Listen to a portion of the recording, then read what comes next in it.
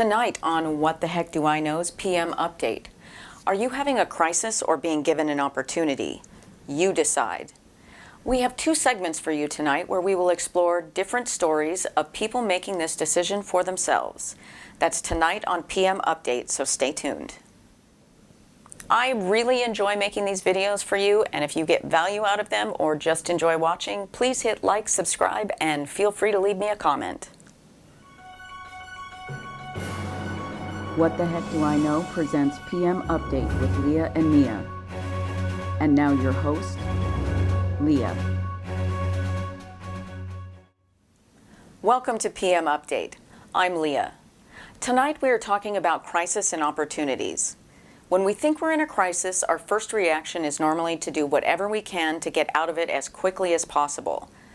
But in many cases, a crisis can inspire an opportunity. Mia has some insights for us in our show tonight. Mia, what can you tell us about what you have for us this week? Yes, Leah. This week I spoke to Adam Atkinson, who is the CEO of Air Management, about their company's innovation after crisis and how they turned it into a positive.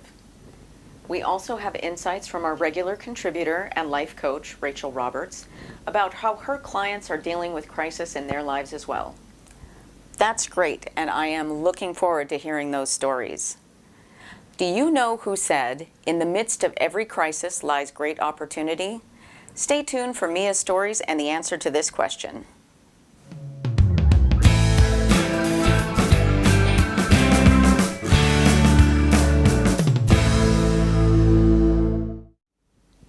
Adam was like everyone else in January of this year, blissfully unaware that his world and his company was about to be thrown into complete chaos, and that by March he would be scrambling to figure out how to remain operational in the middle of a pandemic. The first attempts were a disaster.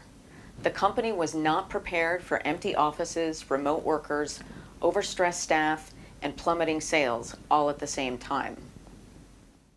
When Microsoft employees started working from home in early March, Adam realized they were going to need to make some changes and immediately authorized voluntary work from home options for most of the staff.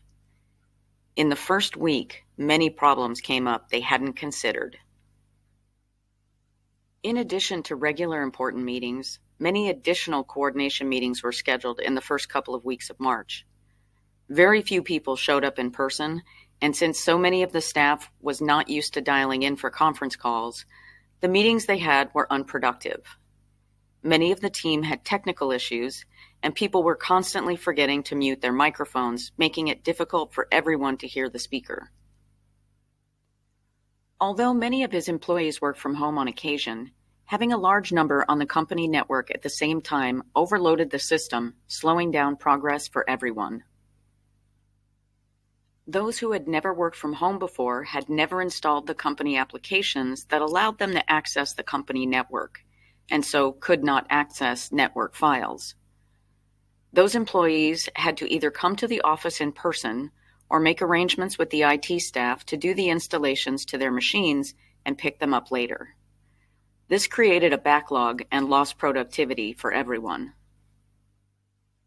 After school shut down, most employees were also dealing with the added stress and distraction of having bored children at home while they were trying to work.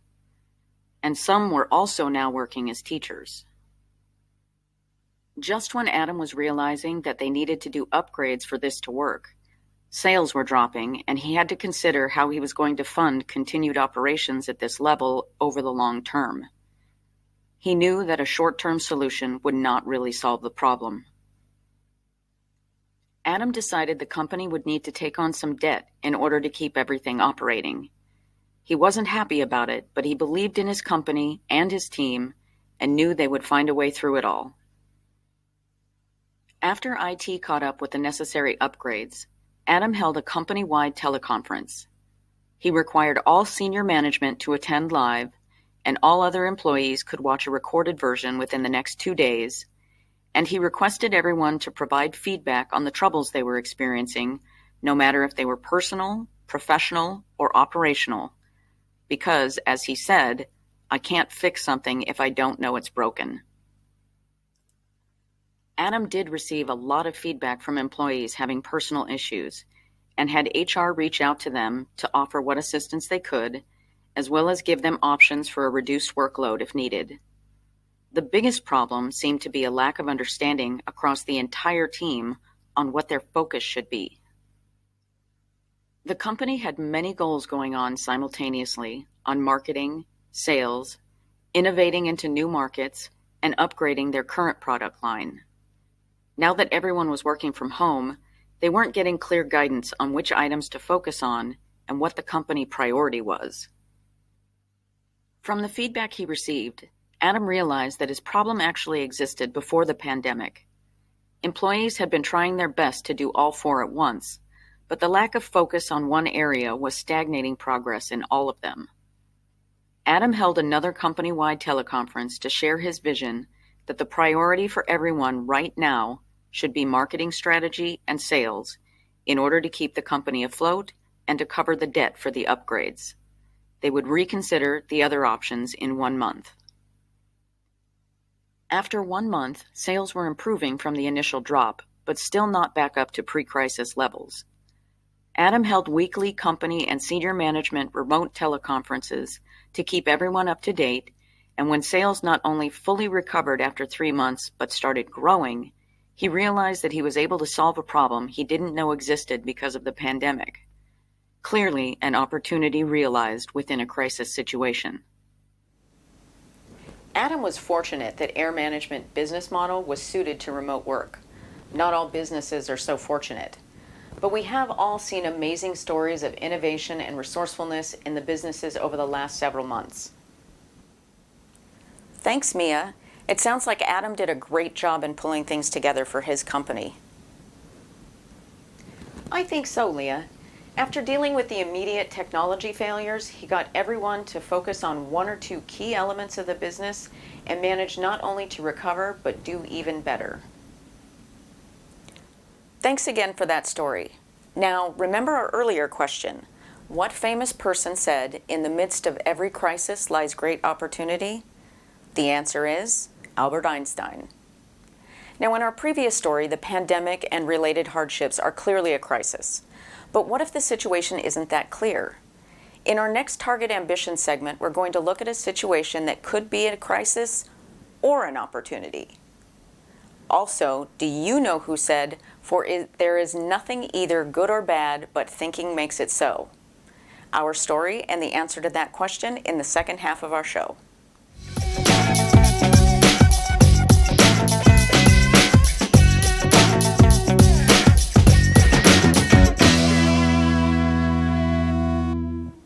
Welcome back to Target Ambition.